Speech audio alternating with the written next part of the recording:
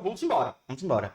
Hoje, professor, como tema central aqui para a gente poder discutir de maneira inicial, a gente falar um pouquinho sobre educação na era digital, né? Muito se fala sobre educação, muito se fala sobre educação na era digital. São muitos os desafios que os profissionais da educação enfrentam, muitos desafios que os alunos em si enfrentam. Eu queria que o senhor me desse aí sua perspectiva em relação justamente a como é que o senhor enxerga a educação nesse momento que a gente está vivenciando agora. Sem dúvida, professor.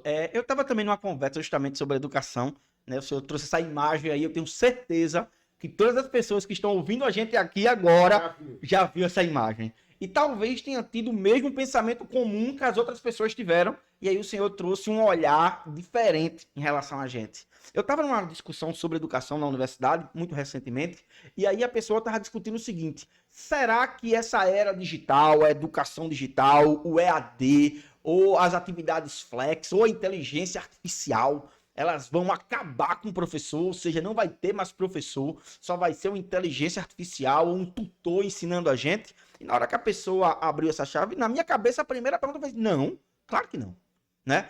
Cada vez mais as nossas conversas serão mediadas por tecnologia. Por exemplo, a gente está aqui agora conversando, mas a gente tem uma mesa de som, a gente tem duas pessoas, o Pratininha e a Gisele aqui na operação, a gente tem equipamentos tecnológicos sobre a mesa, mas as pessoas é quem fazem acontecer. Uma outra questão também que eu levantei foi: não, a gente vai ter a inteligência artificial para poder substituir os professores. Eu disse: olha, nós não temos nem internet ainda.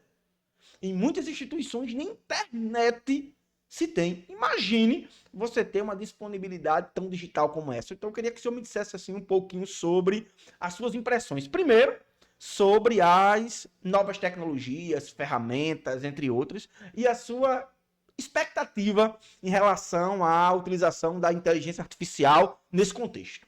Quando a gente vê isso, que às vezes a resposta acaba de estar aqui no Google. Não, está. Você não está encontrando, porque você não está fazendo a pergunta corretamente, né? E um ponto muito importante dessa sua fala, que o senhor diz assim: a gente vai conseguir ler o outro, né? Em muitos casos, o que a pessoa está dizendo não é o que a pessoa está sentindo. Que a pessoa, não, fala a verdade, olha, 1 mais 1 é 2, mais 2 são 4. Acerto, mas eu sei que não foi que você veio me dizer. Você veio me dizer realmente o quê? Então, a educação mediada por pessoas, ela sempre existirá, sempre existirá. Cada vez mais de maneira mais facilitada, né? A partir de um chamado infraestrutura digital, de uma infraestrutura tecnológica, de pessoas que sabem utilizar a tecnologia como algo que possa diminuir o tempo entre as coisas. E por isso a gente tem justamente a questão da educação à distância, dos cursos online, dessas formações. Excelente, professor. Assim, traz a reflexão, né? Eu acho que a gente tem aí dentro uma temática forte, que é justamente a ideia da autonomia, né? A autonomia livre, a autonomia dirigida e a falta de autonomia também, né? Muitas pessoas brigam lá: olha, eu quero mais autonomia para poder fazer as coisas como eu quero, da minha maneira e etc. A minha pergunta é: diante dessa autonomia, você efetivamente consegue executar? Porque algumas pessoas não conseguem. Então as pessoas buscam um determinado nível de liberdade, e na hora que elas têm essa liberdade, o que elas percebem é a solidão, ou elas ficam perdidas. Então, muito cuidado com a questão da autonomia. Quanto à questão da educação mediada pela autonomia, na hora que a gente está numa educação,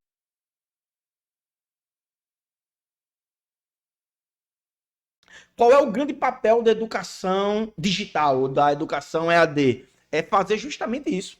Tirar o conhecimento que antes estava restrito aos grandes centros urbanos, ou seja, para você estudar, fazer uma faculdade, eu vou dizer que há 15 anos atrás, para você fazer jornalismo, fisicamente, quando a gente está aqui em Bezerros, jornalismo, você teria que dirigir todos os dias 130 quilômetros. Sair daqui para a capital para poder assistir. Hoje em dia você faz de maneira mediada. Você pode fazer pela universidade. Consegue fazer da sua casa. Agora, para isso você tem que desenvolver uma competência, que é a competência da autonomia. Você tem uma autonomia dirigida, por quê? Você não vai sentar e estudar de qualquer maneira. Você tem lá um conteúdo programático, você tem lá uma matriz curricular, você tem lá um plano de desenvolvimento e tem aula 1, 2 3, 4 e 5. Tem a aula 1 para assistir, a 2 para assistir, a 3 para assistir. Tem uma avaliação, a aula 4, 5, 6, uma outra avaliação. Quando se tem isso, eu tenho uma trilha que eu possa seguir para me formar. O que, é que a gente percebe muito, que eu achei muito pertinente, quando o senhor falou sobre muitos influenciadores, vai fazer faculdade para quê? Faculdade não presta para nada. Meu Deus do céu. Sabe o que acontece no final, mestre? Vou lhe dizer. No final, o cara completa lá os seus 50 anos, não tem uma faculdade, não tem um curso superior, estudou microassuntos e não conseguiu estruturar o conhecimento da melhor maneira. Eu não estou dizendo que você não pode estudar por fora, não, viu? Estude tudo aquilo que aqueça seu coração, mas não desconsidere as instituições.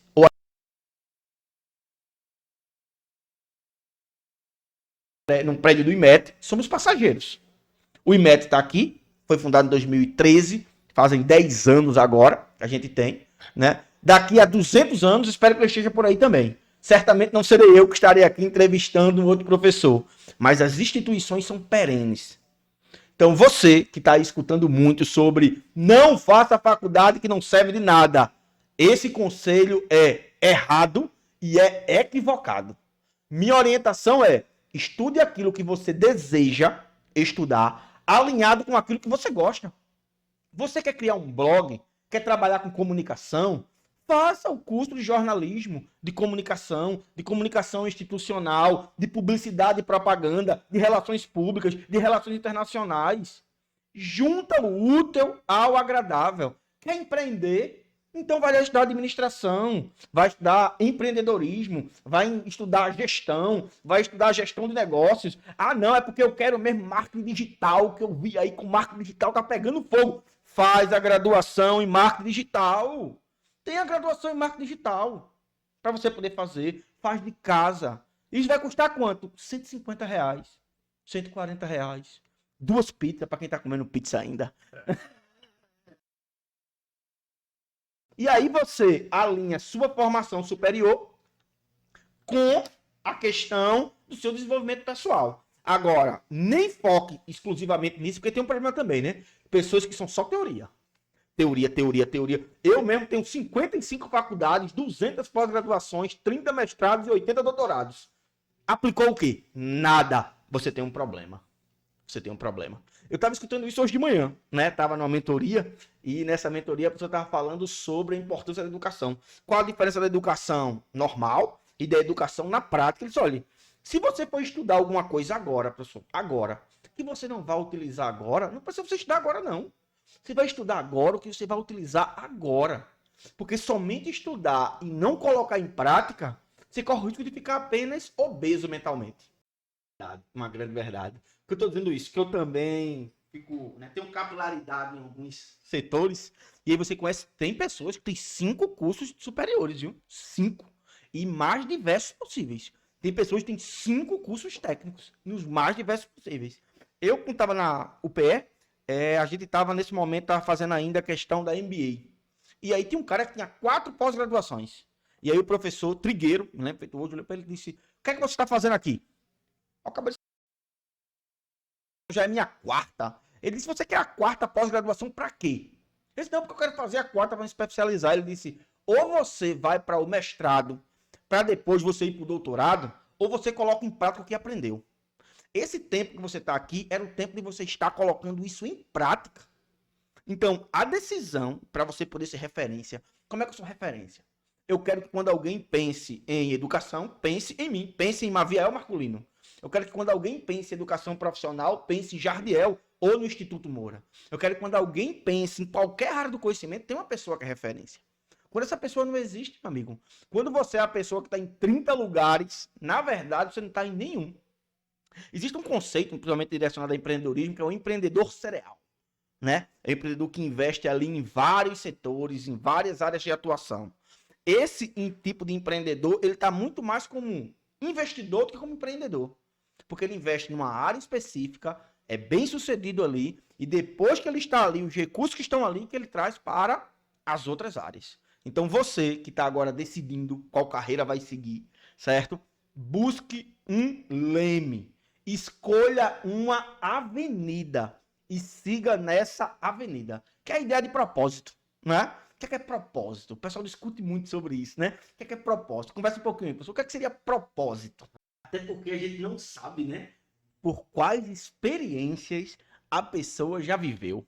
Por quais territórios essa pessoa já caminhou. O que essa pessoa já viu que ninguém viu. Né? O que é que essa pessoa já sofreu que ninguém sofreu. Eu escutei uma frase recentemente de Mike Tyson, né? Que ele dizia assim: você não sabe quanta violência eu sofri para ser a pessoa gentil que eu sou hoje. Vou repetir. Você não sabe quanta violência eu sofri para ser a pessoa gentil que eu sou hoje. Né? Então, quando eu escutei essa frase, eu disse, uau, escutei no podcast, né? Eu disse, uau. Então, em muitos casos, a gente não sabe com quem a gente está falando. Às vezes, você conhece uma parte da pessoa que ela deseja mostrar, né? Agora, sem nenhuma dúvida mesmo, o ambiente que você está, o território que você está, as pessoas que você convive, sem dúvida nenhuma, é quem você vai se tornar. E eu concordo muito com o professor Maviael quando ele vai lá e diz, não tente mudar o ambiente, não. É melhor você mudar de ambiente. Porque às vezes você está lá com 10 pessoas, as 10 pessoas que você está, ambas têm hábitos não tão saudáveis, a tendência é que você potencialize esses hábitos não saudáveis. Você está de lado de 10 pessoas que têm hábitos saudáveis, o que é que acontece com você? Você começa a ter hábitos saudáveis. Ou você... Eu nunca falei sobre empreendedorismo. Aí você cola num cara que fala de empreendedorismo direto. Ele tá aqui, tá uma oportunidade, tá aqui uma oportunidade. Por exemplo, a Gisele tá aqui, a gente vai, segunda-feira, em Passira, visitar uma unidade lá, que provavelmente...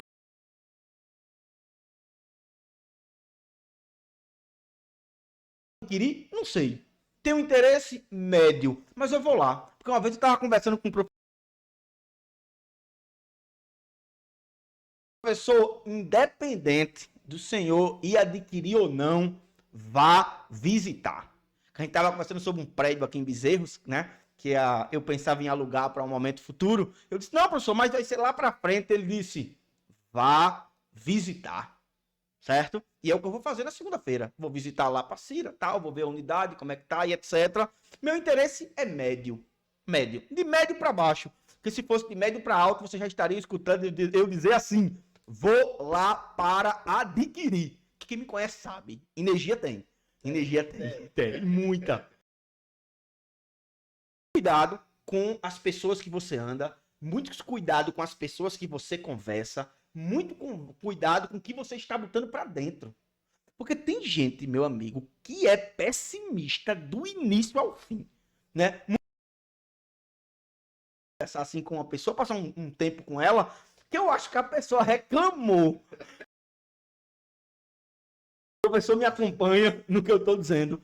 A pessoa reclamou pelo menos umas 20 vezes. E uma coisa aqui, uma coisa ali, outra coisa ali, outra coisa ali. O nome disso é modelo. O modelo da pessoa é o modelo de reclamar. Ande com pessoas que têm um modelo diferente, que têm um modelo de construir, que têm um modelo de fazer acontecer, que têm um modelo de mudança, que têm um modelo acertar, errar, que tem a possibilidade de mudar também. Né? Porque o que é mudança? Mudança é todos nós passaremos por problemas. Todos nós erraremos em algum momento. Isso não tenha dúvida nenhuma. A grande sacada é quanto tempo você demora nesse ciclo. Né? Escutei um dado recentemente que 23% é a taxa de acerto que a gente tem numa vida como um todo. 23%. O restante é só erro e acerto, erro e acerto, erro e acerto.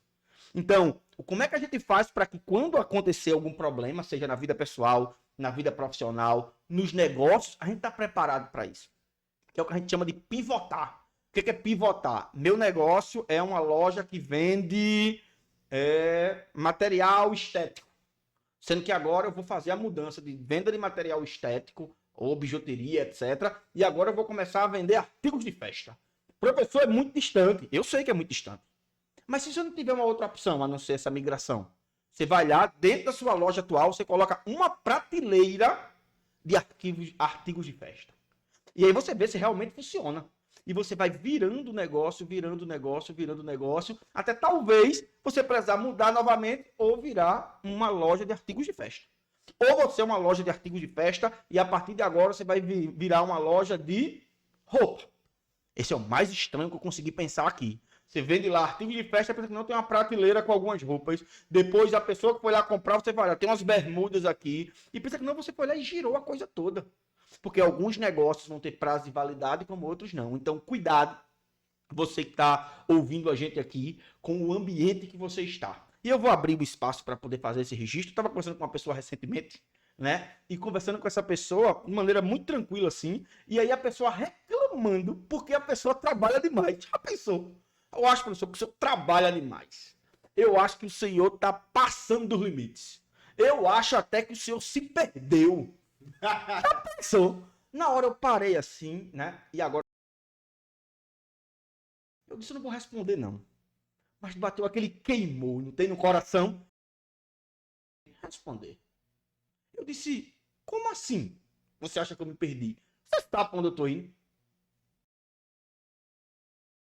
Porque você tem que saber para onde eu estou indo para poder entender se eu estou no caminho certo ou não. Se a sua luta...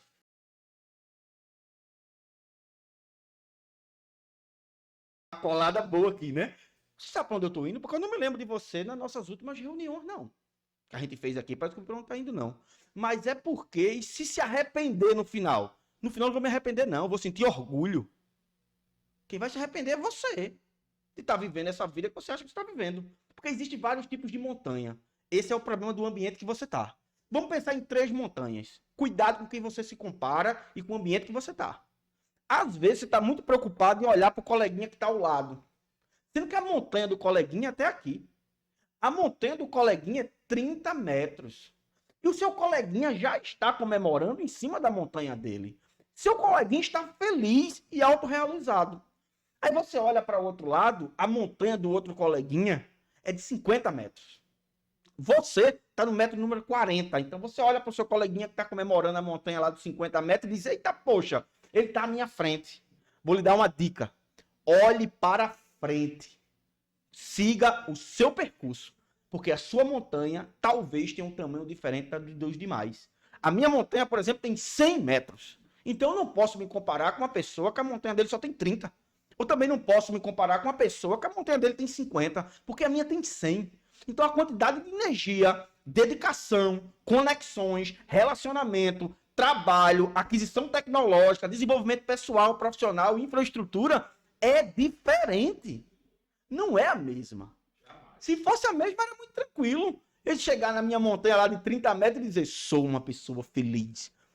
Na montanha de 30 metros, eu estou abaixo da média. Na montanha de 30 metros, meu amigo, eu nem comecei a jogar ainda. É o aquecimento. Na maratona, a montanha de 30 metros é o quilômetro número 10. Eu fui ontem. Que pena que eu fiz 10 quilômetros em 1 hora e 40 segundos. Eu tentei fazer em 1 hora. No próximo treino eu tiro esses 40 segundos. Professor, uma reflexão e tanto. Uma reflexão e tanto. Muitas vezes o aluno pergunta, mas por que é que eu estou fazendo isso? Por que é que eu vou fazer isso? Por que é que eu tenho que fazer isso? Né? A pessoa desavisada vai ter que fazer isso que eu estou mandando. Eita danado. Você acabou de transformar uma barreira em 2 barreiras. Você vai fazer isso para você poder tomar decisões, para você ser visto pela comunidade como você está, como uma pessoa mais relevante. Você vai fazer isso porque você terá resultados diferentes das pessoas que não fazem isso. Justamente esse tipo de protocolo que faz com que o aluno seja de maneira diferente. Uma outra coisa também que eu acho muito importante para a educação, a gente formar as pessoas, de maneira geral, para muitos campos. Seja a pessoa que deseja ser fisioterapeuta, que deseja ser nutricionista, que deseja ser engenheiro químico, engenheiro elétrico, engenheiro de produção, que quer trabalhar com relações internacionais, que quer ser diplomata, que quer ser professor, que quer ser empreendedor. Como é que a gente faz para poder fazer com que os alunos, os educandos, os discentes, sigam por esse protocolo? Uma coisa que eu venho pensando muito sobre isso é o seguinte: em muitos casos, as pessoas, eu penso na vida como se fosse uma grande avenida, e nessa avenida vai ter alguns postos de apoio, pontos de apoio, né? Imagina que você é um carro, está nessa avenida e você tem um posto de gasolina a cada 100 quilômetros. Se você não acelerar, Desculpe. Se você não abastecer, você corre o risco de ficar sem combustível. Certo? Corre esse risco. Então, antes de você pensar lá no destino que você quer chegar, eu quero chegar na praia. Tem isso, né? Quero chegar na praia a 150 quilômetros daqui. Pense nos primeiros 10 quilômetros. Pense nos primeiros 20 quilômetros. Pense nos primeiros 30 quilômetros. Porque em muitos casos, quando você pensa muito lá na frente, o que acontece é uma desmotivação. Acaba o desafio ficando tão grande, tão grande, tão grande, que fica quase que inatingível, né? Eu quero fazer faculdade. Quero entrar na faculdade. Faculdade de quê? Eu quero fazer nutrição. Excelente. Mas para você poder entrar na faculdade, tem que concluir o ensino médio. Vamos focar nesse momento em concluir o ensino médio com máxima excelência possível para eu ter as habilidades e competências necessárias para poder ingressar na universidade pública em nutrição. Ou vamos terminar o ensino médio alinhado a um curso técnico para que eu possa terminar e entrar no mercado de trabalho, conseguir recursos para que com esses recursos eu possa pagar minha faculdade de nutrição. Em muitos casos, você não vai diretamente fazer aquilo que você deseja, aquilo que seu coração aquece, aquilo que deixa você feliz. Não. Em alguns casos, você vai começar trabalhando num local que talvez você nem goste tanto. Em alguns momentos, você vai trabalhar onde? Eu estudo em tempo integral, de segunda a sexta-feira, manhã e tarde. Excelente. Vou pegar um trabalho, uma olhazinha, né? Tinha esse termo, né? Trabalhar na indústria, pegar uma olha num supermercado só no sábado, ou no sábado e domingo. Professor, mas aí pagam muito pouquinho. Eu digo, meu amigo, você vai ganhar 100% a mais do que você tem. Você tem quanto? 0. Então, o que entrar é lucro. E a primeira coisa que você vai aprender a lidar com pessoas. Sabe qual é, professor, uma das principais queixas dos empregadores quando vão contratar pessoas sem experiência? Geralmente um texto comum é: preferimos contratar pessoas sem experiências para a gente formar. Esse era um discurso até 2020. 2020 para cá o discurso mudou um pouco. Às vezes a pessoa tem medo de contratar as pessoas que não têm experiência. Sabe por quê? Porque elas chegam hoje com um nível de reclamação e exigência de quem é sênior. Companheiro, companheira, amigo, amiga, você é júnior, você é amador, você é aspirante a profissional. Esse é o momento de você ouvir, esse é o momento de você aprender, esse é o momento de você mudar. Estou na determinada vaga que eu não gostei, vai para outra. É o momento de você experienciar, até para você saber onde o calo aperta, onde o sapato dói, porque às vezes a pessoa não sabe. Então você que está escutando a gente aqui, que vai em busca do primeiro emprego, que vai buscar, não é tão gostoso assim. Não é tão saboroso assim. O mundo não é esse tutti-frutti que você está pensando que ele é. O mundo é um local difícil. O mundo é um local duro. O mundo é um local onde pessoas que reúnem as competências necessárias, a energia e a vontade conseguem prosperar. Decida em qual local você quer estar. E uma coisa que também não pode faltar: a formação profissional, ela precisa estar alinhada à formação educacional. Você não pode abandonar a escola para trabalhar, nem pode abandonar o trabalho para estudar. Eu acho que o grande sacado é você conseguir fazer as duas coisas. Efetivamente assim, professor. Efetivamente assim. Em muitos casos, o que falta é alguém chegar para vocês assim, ó: cara, você está no caminho certo.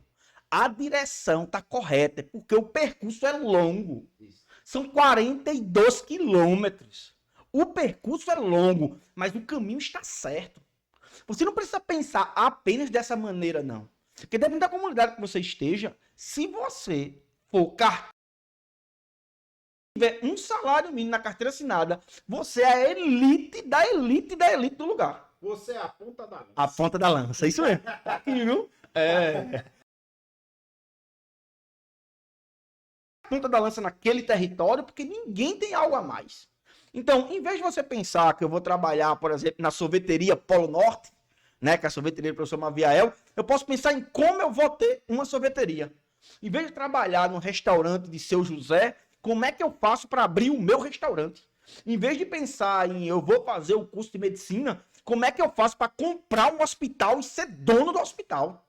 Em vez de eu pensar em estudar em uma escola, como é que eu faço para abrir uma escola e ser dono da escola? Acredite, tem pessoas que estão escutando a gente aqui agora que vão se sentir agredidas de escutar isso. Porque na cabeça dela, ou deles, de maneira geral, só existe um modelo. O modelo que é de 8 ao meio-dia, de 14 às 17, no sábado até 13 horas, ou até 17 horas, e no final acabou. Que é a pessoa que ela vive com a bandeira na mão procurando férias. Eu quero as minhas férias, eu quero as férias, eu quero as férias. Sabe por quê? Porque ela não gosta nem do que ela faz. E ela precisa das férias para poder recarregar aquela bateria. Não que férias não seja importante, muito importante. Inclusive, vou tirar agora 15 dias de férias que vou utilizar da melhor maneira possível. Pessoas nessa conversa aqui, ela vai olhar e vai dizer: não, isso eu acho que tá errado. Você que está me escutando pode ser dona do hospital, sim, desde que você reúna as competências necessárias. Você que está me escutando, você pode ser dono de uma empresa de segurança privada, que você vai ter 300 pessoas subordinadas a você. Você pode ser dono do supermercado onde você faz feira, ou ser um concorrente potente dele. O que é que falta para isso? Primeiro, as competências necessárias. Segundo, a energia necessária. Terceiro, o território necessário onde pessoas conversam sobre isso. Faz um teste. Quando tiver aí, hoje, sábado, dia bom, tomar uma cervejinha para quem gosta. Né? Para quem não gosta, vai dormir mais cedo, porque amanhã tem 30 quilômetros de treino. Vamos sentar hoje na mesazinha lá com os colegas, diz assim, ó, eu tô pensando em abrir um negócio. Quando as pessoas descobrirem que realmente é possível tu abrir um negócio, vão sentir raiva de tu. Tu acredita? Raiva. E você consegue, você arruma um problema. E o que é que a gente tem que colocar na cabeça do jovem, ou pelo menos fazer com que ele enxergue isso como uma possibilidade? Meu amigo, empreender é uma possibilidade. Você está no território que você pode perguntar. Eu estou dando aula, eu digo assim, olha, eu preciso que vocês façam perguntas mais difíceis. Que as perguntas que vocês estão fazendo para mim são muito óbvias.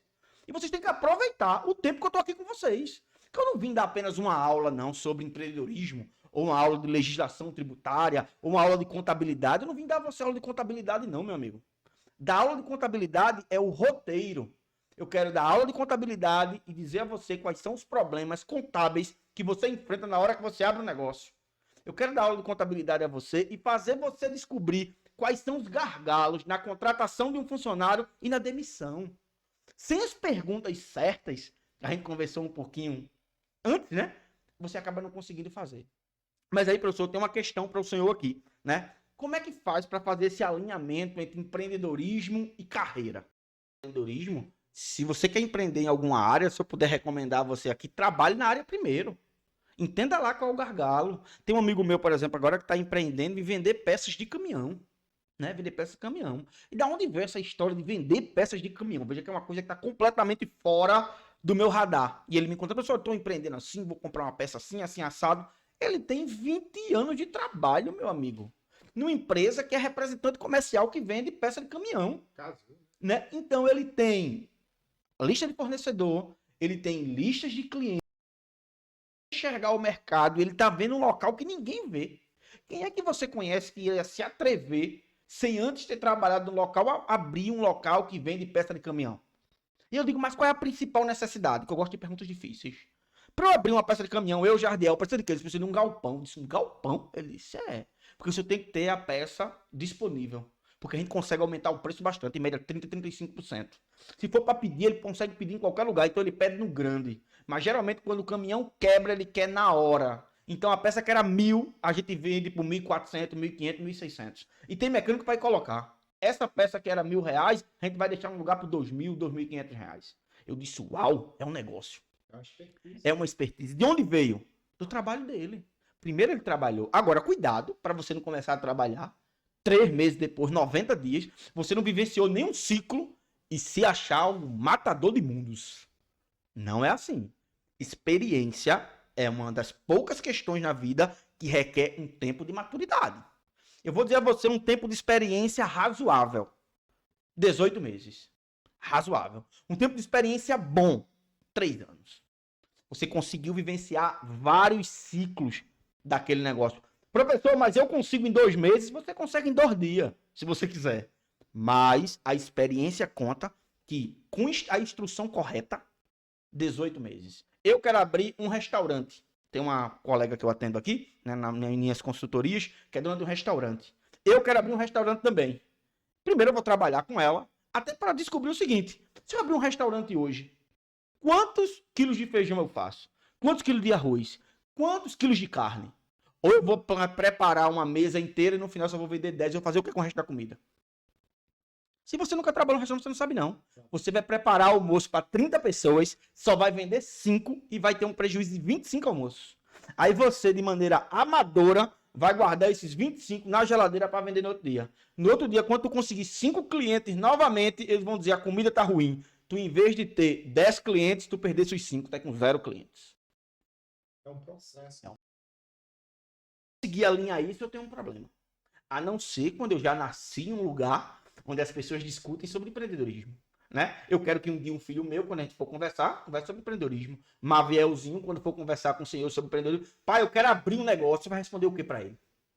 Oxe, vamos ver aqui, custo, tem muito de custo. Olha, Maviel aqui é a pessoa de custo, taxa e margem, viu? Falou sobre empreendedorismo, margem. Vai passar esse saber. Quem foi que passou esse saber para mim? Não tem. Foi na dura sorte. Erro, acerto. Se eu tivesse alguém que me dissesse, professor, a margem é essa, eu teria aumentado minha velocidade em pelo menos uns 50 km a mais. Mas não. E como é que a gente faz para poder dar certo? Tente colocar o máximo de energia que você consegue. Se é só isso que você tem. Se você tiver dinheiro e energia, diminui um pouco do trabalho. Se você não tem dinheiro, mas tem muita energia, então bota o máximo de energia possível. E pegue instrução. Pergunte a pessoas que já fizeram.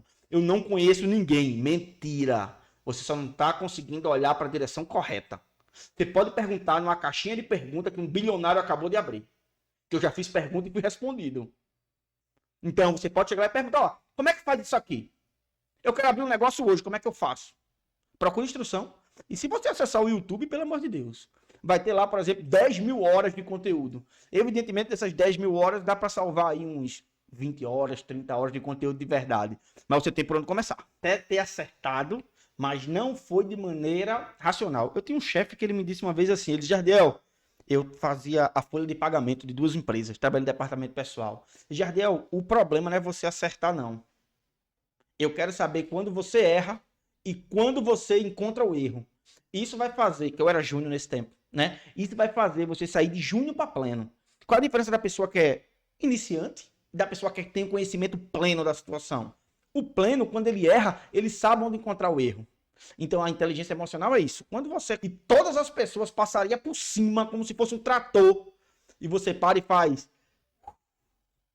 calma, que tem muito mais coisas importantes do que esse momento presente que está sendo vivenciado agora. Tem coisas mais importantes que isso aqui.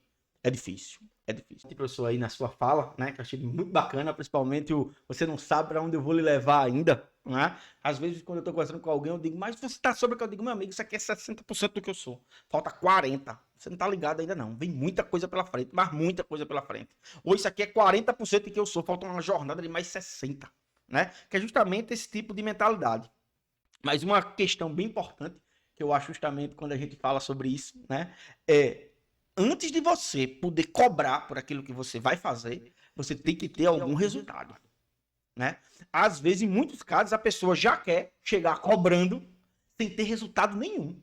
Sem ter resultado nenhum. O seu resultado pode ser, inclusive, um micro resultado, viu? Eu trabalho vendendo brigadeiro. Você tem que ter vendido um brigadeiro para poder me ensinar como vende brigadeiro. Sim. Né? Porque você não pode chegar e me ensinar como vende brigadeiro sem ter vendido brigadeiro, né? Eu já fui garçom, meu curso inclusive é pelo Senac, né? Fiz um curso pelo Senac. Além de garçom, eu faço drinks, né? Faz muito tempo, viu? Muito tempo. Barman, é. Tem esse curso aí de formação. Eu atuei oficialmente como garçom, mas não atuei como barman. Qual foi a habilidade que eu desenvolvi? A de como garçom. Como barman eu não desenvolvi. Por quê? Não coloquei em prática.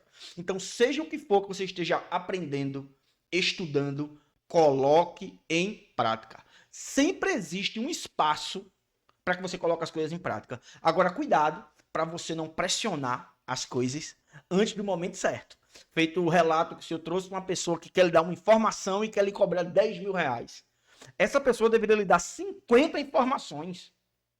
Porque informação, senhoras e senhores, o falar, as ideias, não tem valor da execução, não. É commodity. Sem dúvida nenhuma. Quanto é que vale uma ideia? Uma ideia vale, em média, aí, vou ser bem generoso, R$2, R$1,50, 90 centavos. Porque de ideias eu tenho sacos cheios de ideia. Eu tenho uma represa de ideias.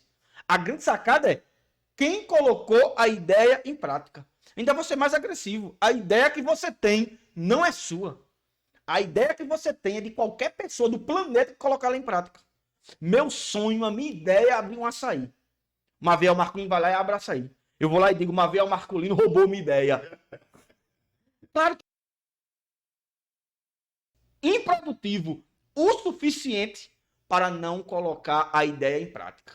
A sua grande ideia não é sua. Só será sua quando você pegar essa ideia e colocar em prática. Ou seja, pagar o preço. Pelo sabor e pelo dissabor. Se a gente fosse para a Justiça do Trabalho, né, a CLT, a consolidação das leis trabalhistas, seria você admitir assalariar e admitir ter lucro e prejuízo. Se você consegue fazer isso, você consegue avançar. Professor, já avançando aqui para o final da nossa conversa de hoje, eu queria que o senhor me dissesse o seguinte: qual conselho, né, o senhor daria para uma pessoa que quer ter alguma carreira formal, né, seguir a carreira profissional normal, e para a pessoa que quer empreender?